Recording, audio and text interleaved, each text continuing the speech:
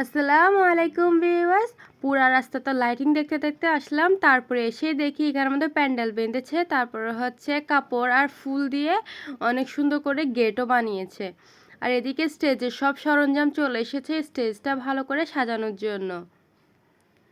পুরোটা আপনাদেরকে দেখিয়ে দিচ্ছি। পুরো প্যান্ডেলও বাঁধা হয়ে গেছে, আর হচ্ছে স্টেজের প্রায় কাজ শেষ, শুধু স্টেজ বাঁধলেই হয়ে যাবে। তারপর ঢুকে পড়লাম ঘরের ভিতর। ঘরের ভিতর ঢুকে নাস্তা পানি খেয়ে তখন দেখলাম ছেলের বাড়ি থেকে মেয়ের জন্য গিফট চলে এসেছে। এই তো এইগুলো হার, তারপরে হচ্ছে শাড়ি, তারপরে হচ্ছে মেয়ের ভাই বোনের জন্য শাড়ি পাঞ্জাবি সব কিছুই দিয়েছে। সব কিছু হচ্ছে আমরা সবাই খুলে খুলে দেখছিলাম। আসলে এসব দেখার মজাই আলাদা হয়। এগুলো হচ্ছে সব শালিদের জন্য দিছে যে, আর পাঞ্জাবিগুলো হচ্ছে শ্যালকের জন্য। সব কিছু কিন্তু অনেক সুন্দর ছিল দেখতে, আর আমরা এগুলো হচ্ছে সবগুলো একটা একটা খুলে খুলে দেখছিলাম। আমরা যখন খুলে খুলে দেখছিলাম তাই ভাবলাম আপনাদের সাথেও শেয়ার করি। এখানে যে শাড়িগুলো দিয়েছে মেয়েদের জন্য, ওই শাড়িগুলো হচ্ছে গায়ে হলুদে পরবে, আর যে পাঞ্জাবিগুলো দেওয়া হয়েছে ছেলেদের জন্য ওগুলো কিন্তু আবার গায়ে হলুদের জন্য না, ওগুলো দিয়েছে হচ্ছে বিয়ের দিনের জন্য। পাঞ্জাবিগুলো কিন্তু একটা থেকে একটা সেই ছিল, অনেক সুন্দর সুন্দর পাঞ্জাবি দিছিল।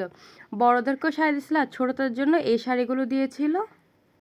জামা কাপড়গুলো দেখতে দেখতে এতিমখানার লোকজন চলে এসেছিল, তাই হচ্ছে এখন সবাই ওদের আপ্যায়নে লেগে পড়লো।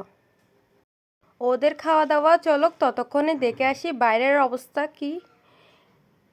এখানে হচ্ছে রান্নার জন্য সব রকমের সরঞ্জামের আয়োজন করে রেখেছে।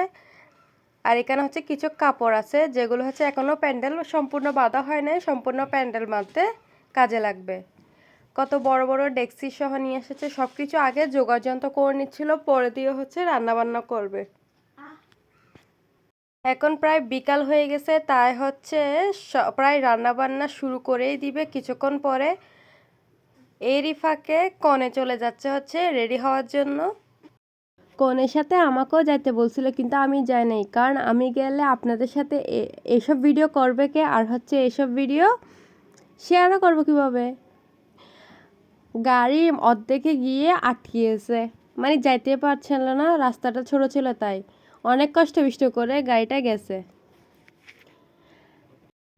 এরই মধ্যে মাছ চলে এসেছে, দেখেন মাশাল্লাহ কত বড় বড় মাছ।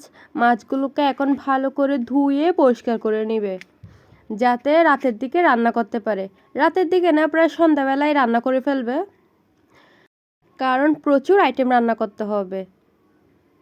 আল্লাহ হাফেজ।